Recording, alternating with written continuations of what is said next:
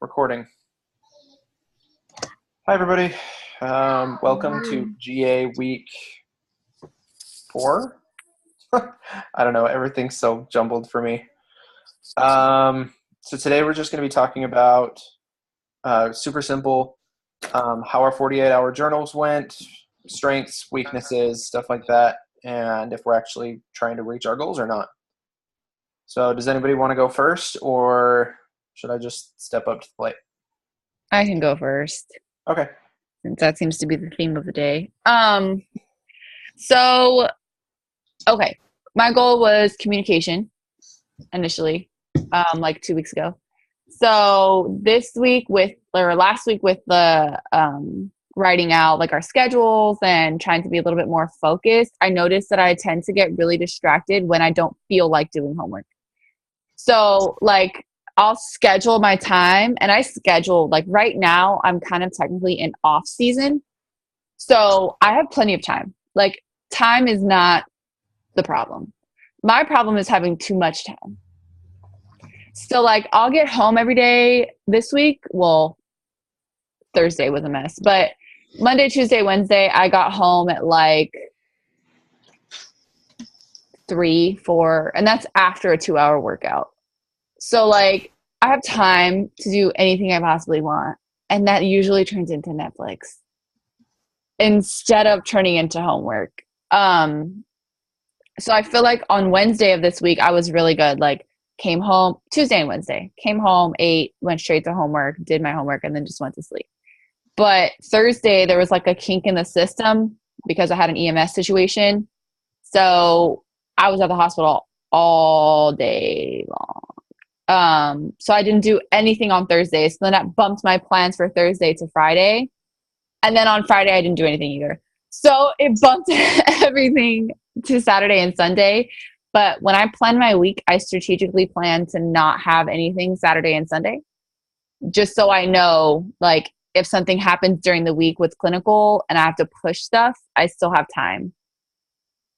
But the biggest thing that definitely consumes my time, like, that's not really constructive, is absolutely Netflix. It's a problem. But yeah, so I have identified that Netflix is a problem. So I now just need to figure out how to handle that problem. As they say in AA meetings, the first step to recovery is admitting you have a problem. Yeah, Netflix is an issue. I didn't even realize, yeah, it's a problem. You could try like setting a timer on your TV to go off in like an hour, so then you can only watch 1 hour of it and then it turns off. And then instead of sitting there and letting it go to the next episode, go to the next episode, go to the next episode. Good idea. I fall into the same Netflix hole, so. It's terrible. Oh gosh, I can't stop. Right.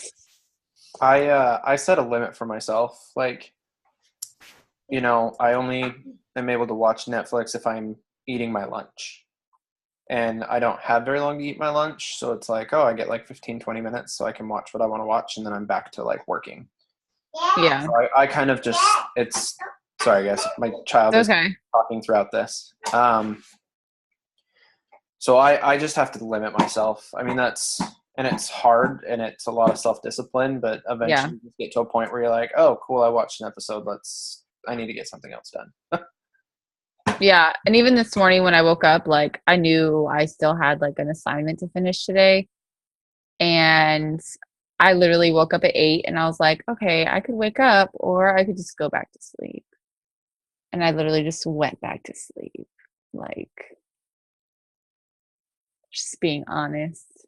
But I mean, I'm still going to have plenty of time to do my homework. So it's not like I don't even consider that. Okay, the Netflix watching is procrastinating, absolutely. But today, like when I went back to sleep, like I can't even tell you how important sleep is to me now. Like I have made sleep a goal because previously I've gotten so wrapped up in clinicals and homework that I've literally ran off of like 2 hours of sleep in 3 days. And when I do that, like I'm obviously not on my P's and Q's. So I've actually made sleep like a personal goal of mine. So the whole sleeping in today, like actually, as weird as it sounds, was a goal. So go the Chiefs. But the Netflix needs help. I'd go off the same thing the others said, intermittent. So watch an episode or so, go do homework for a little bit, and then maybe another episode, and then go back to homework. I Yeah. find that like the easiest way for me to get things done and have time for myself. Right. Yeah, that's probably a good idea.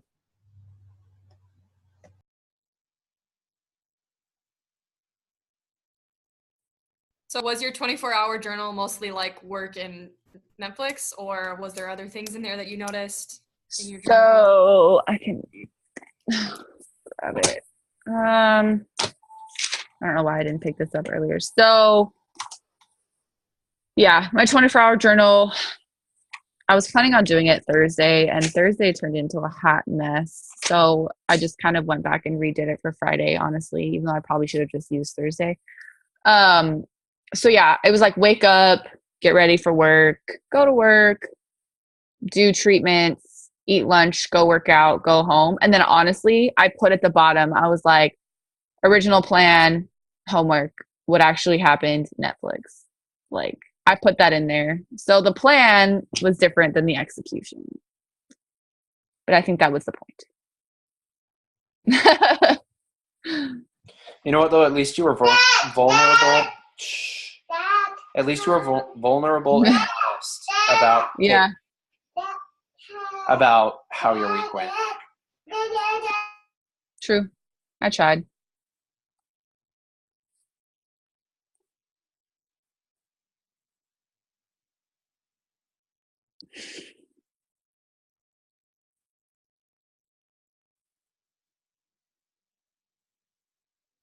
So I guess I'll go with mine then. My schedule is just tight in general because the clinical side I work at is an hour away there and back. So in total, I do about 3 hours of driving every day, half an hour to get to a workout, half an hour home, and then the 2 hours it takes to drive to work and back. And I see that's where a lot of my time goes, is driving to work and then just working and then driving back home and doing homework.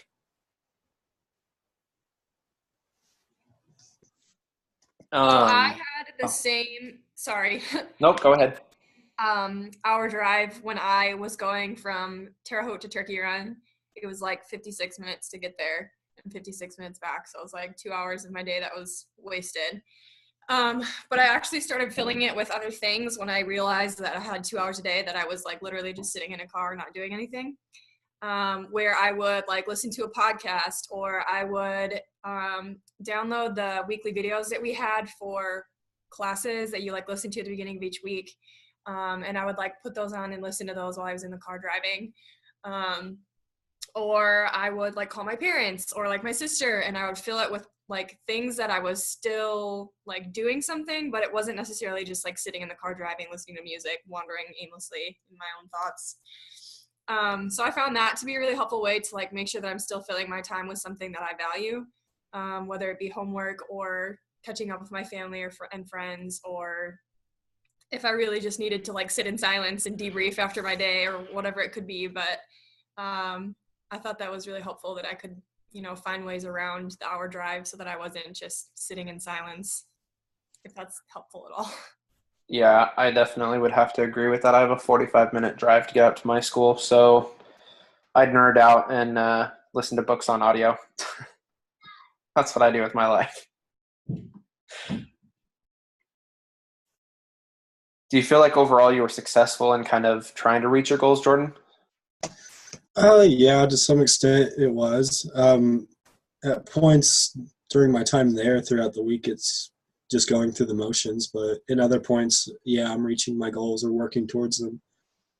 But right now it's mostly going through the motions. Mm-hmm. I expected that at first. Yeah. Sweet.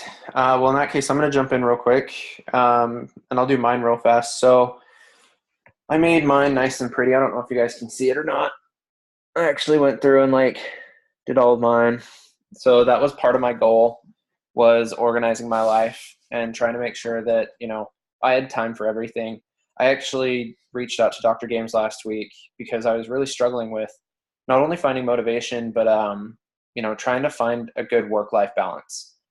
And Dr. Games had some really good ideas for me. And he said, I want you to take the 4:30 a.m. challenge with me. And he said, I want you to get up at 4:30 and I want you to, start your day that early so that you can really focus on yourself in the morning, family for the second half of the morning, and then, work and stuff like that for the rest of the day. So I didn't get up at 4:30 in the morning. That is way too early for me to start getting up. So I got up at 5 and 5:30. So I did mine for 2 days. So the first day I got up at 5 and I literally spent 4 hours doing homework. Like I focused on homework, making coffee, kind of doing little things for myself before my wife and my child woke up. And then as soon as they woke up, I immediately put all my homework down and stuff like that and spent time with them. And then I, of course, got ready and I went out to my school, at which point the vast majority of my day was spent doing work-related activities. Like I didn't touch my homework at all. Like it was only in the morning that I did homework. And then once I got home at about 9:15, sat outside with a friend, had some beer, watched our kids play together. I literally wrote all those things out. And then showered, read a book to my kid, put him down, and went to bed. And that's kind of how both my days went while I was writing down these, everything that was going on in my life. So I found that like organizing my life and having a plan each day for what I was going to be doing. So I took what Kim had said and applied it and literally wrote down everything I was doing by like 15-minute to 30-minute increments. And I even I got to the point where I was like, I'm going to read a grounded theory study of mentoring and athletic training students, or I'm going to read social learning theory application and nursing education. So everything I was doing was written out, and it made my day so much more successful. Granted, I still fell short because there was one day that was a hiccup last week, and I didn't do any homework that day, so it really kind of set me behind, kind of how Kim was talking. I had one of those days this week too. But I'm finding more and more as I'm organizing my life, it's a lot easier to get things done and to stay focused. So yeah, overall mine went good. I felt like for the most part, it was pretty successful. I'm still trying to work out some of the kinks and try to figure out my life a little bit, but it's getting there. So. That sounds like really, really awesome. I love that you said that 4:30 was too early and then you just got up a half an hour later. That's still really early. So I'm going to challenge you because it sounds like a lot of your day is either spent doing homework or you're spent with other people, whether that be your family, you're at work, or you're with a friend. So I would challenge you to take some part of your 5 a.m. to, 7, whenever the rest of your family gets up, to do something only for you in peace and quiet, where it's just you, whether that be you go work out or you take a walk or you sit and meditate or you do something that is just for you and you only, because it sounds like most of your day is spent like doing things for school or doing things with other people. Yeah. And I think it's really super important that you also take some time for you and you only. Absolutely. I second that. I will do that. On that, I last year I was really good at in the morning. Before I started doing anything, I would wake up, I would make coffee and my breakfast, and I would sit out on my porch. Well, until it got really cold, I would sit out on my porch and just literally just sit there and drink my coffee. And I might have scrolled through my phone, but if there was nothing going on at that time, because I get up really early, but and I can honestly say that it would start my day off so much better. And as soon as I stopped doing that, I think my days kind of mentally kind of went downhill. And that's something that I've been trying to do now, but hasn't quite happened yet, but I'm getting there. I got to plan my day better, but yeah, so it really is nice. And it's amazing from personal experience. I've noticed what a big difference is of really being like by myself, truly, honestly, by myself. Because I'll tell myself, oh, I was by myself during this time or this time, but I was doing homework or I was talking to somebody on the phone or something. And it's amazing how much different it feels just to be genuinely by yourself and how nice it is and refreshing it is. Mm-hmm. My schedule's kind of the opposite of yours. So my team practices at 6:30 in the morning. So my mornings are a cluster, but simultaneously, like, I'm not a morning person anyway.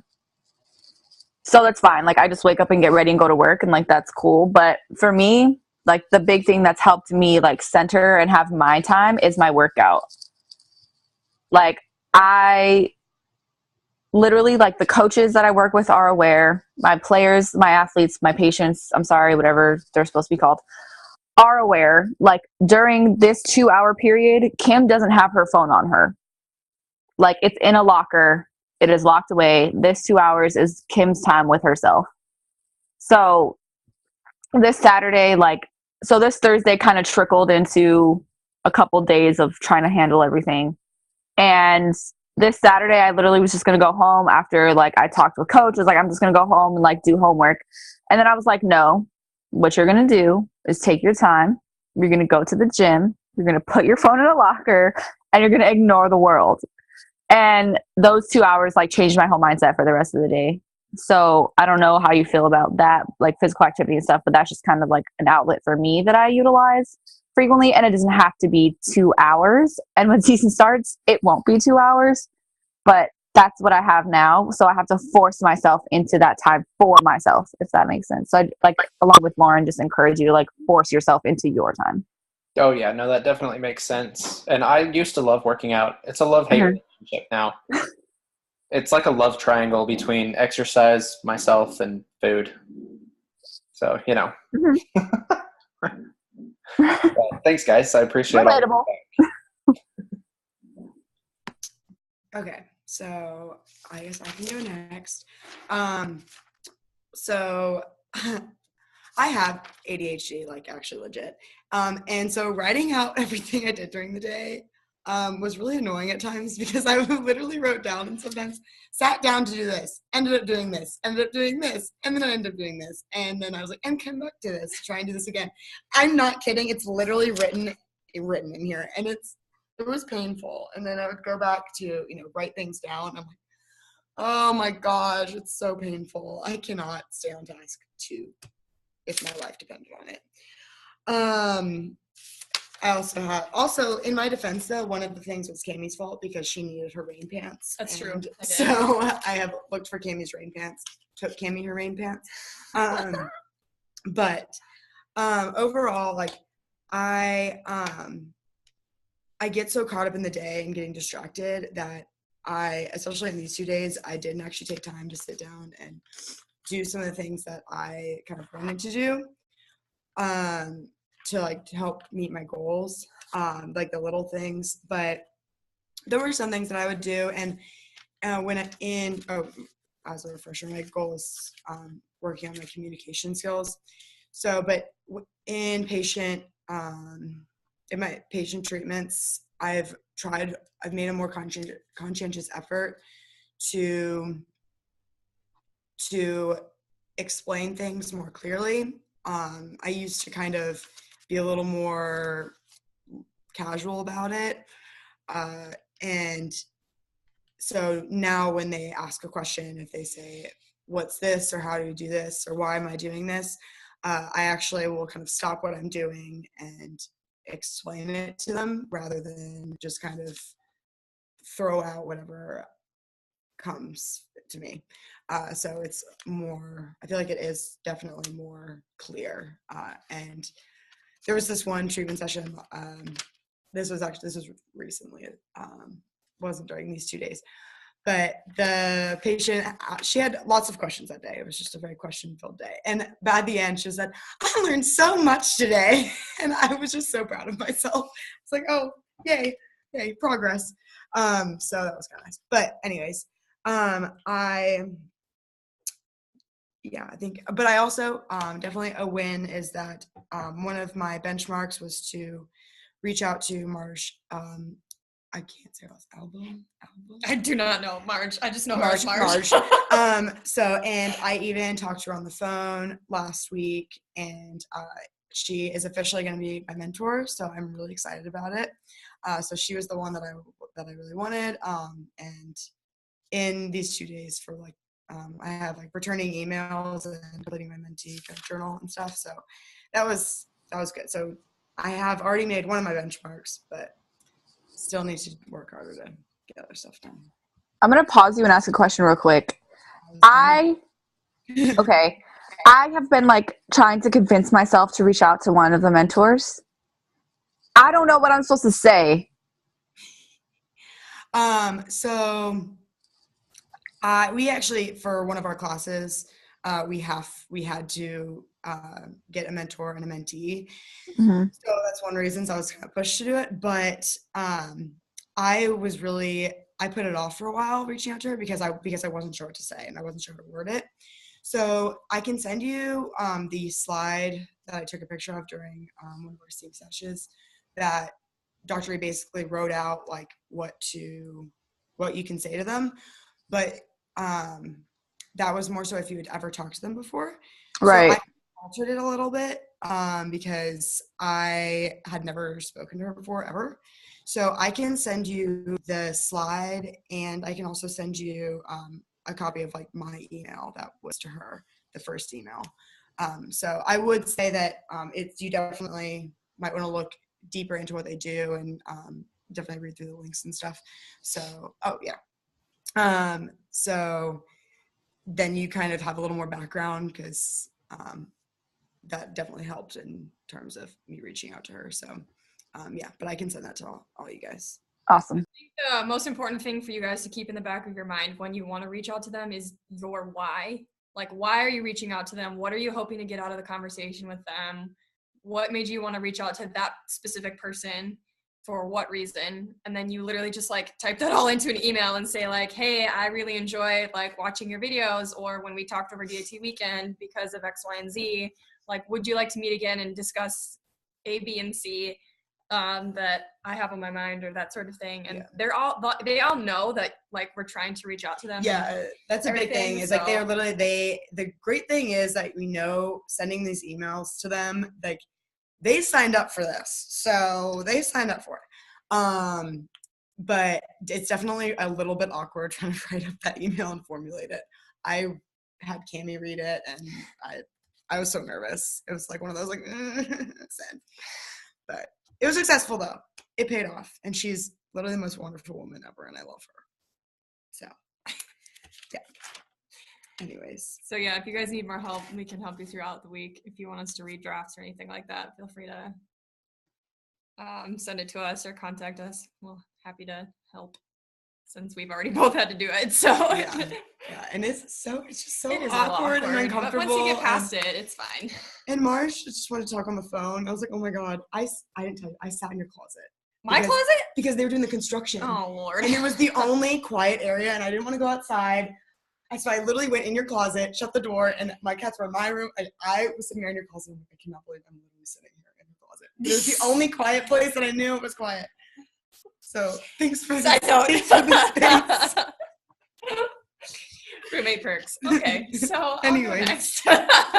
Gimme. So I got really OCD about mine, and I color coded all of mine very nicely because that's just who I am as a person. I know, I put dots. Like, this is, can you hold yours up? This is the difference between me and Cammie as people. Like, mine's like chicken scratch, and hers is super nice. Pretty neat, I guess. Anyways. Sorry, I just thought that comparison was important. So once I like wrote down everything in here, it didn't really hit me like as I was writing things down until I had to go through and color code and like make sense of everything that I wrote down. And that's when I was like, I spend like way too much on my phone all the time on my phone. Why am I doing this? Where instead of like, it's kind of like Netflix for you guys, where like I don't necessarily like sit and watch Netflix instead of doing homework, but I'll like tell myself that I can scroll through all of my things before I start homework, and then like I get stuck in a YouTube hole or something crazy, and then it's like an hour later, and I was supposed to be doing homework at this point. So I think that was the biggest thing for me, was that I spend a lot of time on my phone, and I couldn't really tell you why. And it just kind of happens sometimes. I notice it now that I did the color coding thing, that like I'll be sitting and trying to do something, and I'll just like casually pick up my phone and start doing stuff. And then I'm like, wait, put it down, like go back to what you're doing. So I think that's the number one thing for me that I got out of this, is that I spent way too much time on social media. And I kind of knew that to begin with, but I didn't know how bad it was until we had to do this assignment. But on a positive note, I do really think that I'm doing pretty well with my work-life balance. That's something that I'm actually really super passionate about. As you guys could tell from my talk that I had to do had to do at the beginning of the DAT weekend. So I think I'm doing really well in that area, particularly. Have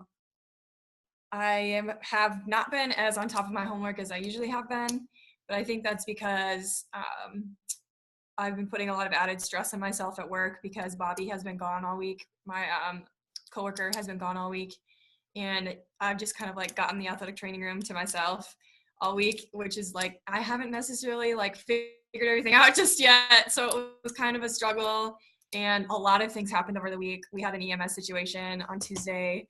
On Tuesday, they also told me that I had to have everything out of the athletic training room so they could paint and rip up our floors by Wednesday. So it was like a 24-hour notice. And then I found out that Bobby's most likely not going to be there all of next week also.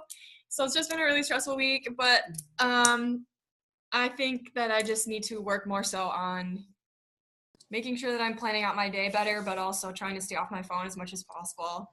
I don't like to turn it off just in case like I have a patient that needs something, or specifically this week, Bobby has been texting me a lot about how he's been doing and that sort of thing while he's been in the hospital. So I don't really like to turn it off very much, just because I feel like notifications are kind of important, but it's like the right notifications are the ones that I need to start paying attention to. So that was my 48-hour thing.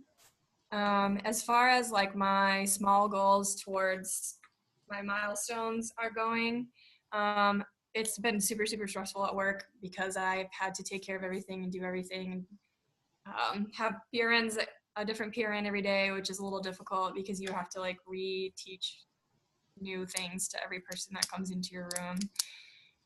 So it hasn't really been finding the joy quite often, just because it's been so crazy hectic.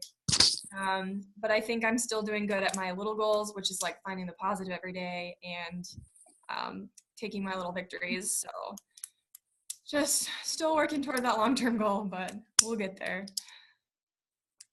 I feel like some of us, probably more than others, because I'm glancing over yours right now and I'm noticing the same thing that I found with mine, where there's a lot of multitasking going on. Yes. And it's like, I think it was so rare that I actually had something that's like, okay, this is exactly what I was doing. And this is in a 15-minute window. So I don't know, I think that might be the thing like moving forward that I'm going to try and work on, that having like, okay, actually doing this at this time and doing this at this time. Like because, only this at this time. Yeah, because I feel like a lot of times, like we do it all the time. Yeah. We'll be watching TV on our phones, trying to do an assignment, and and talking to each other all at the same time.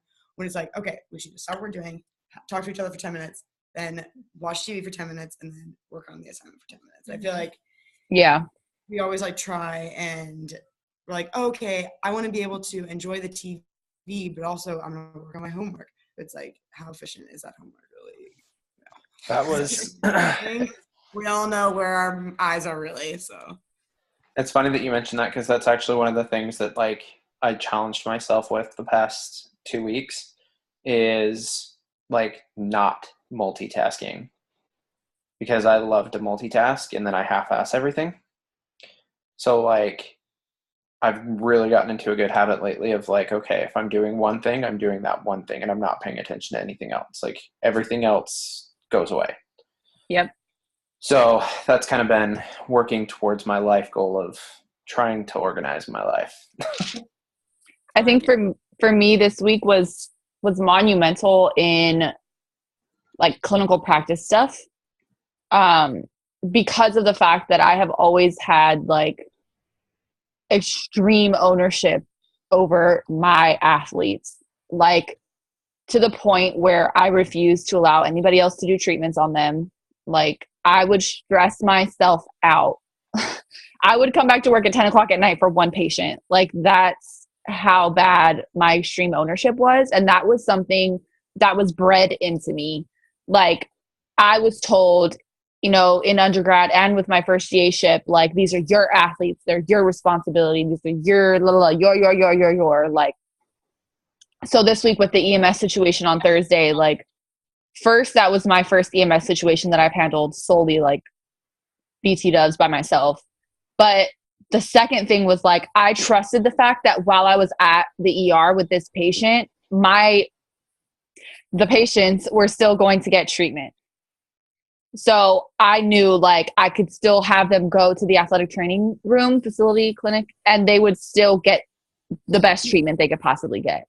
And then on Friday, I had to take this athlete to Indy, and I still knew like these athletes, these patients are going to be taken care of. I don't have to stress myself out and move treatments to 10 o'clock at night. Like they're going to be taken care of. So for me, that moment of knowing that I can still transfer my patient care over to somebody else and be trusting in that, and like knowing that they're going to be fine. Like I don't have to babysit them. I don't have to micromanage every move that they make, was massive for me. And it kind of produced this new freedom within me to like take a step back in a way. Like obviously I still care about them and I'm going to provide best patient care, but understanding like they're going to live a day without me. Like they're going to be fine. Like I don't need to like sit and like nest egg them. They're going to be okay. And so for me, just knowing like at the end of the day, if there was something to happen and I really was sick and like had to take a day off, right? Oh my God, the athletic trainer's taking a day off. They would be taken care of. And that was like massive for me. And it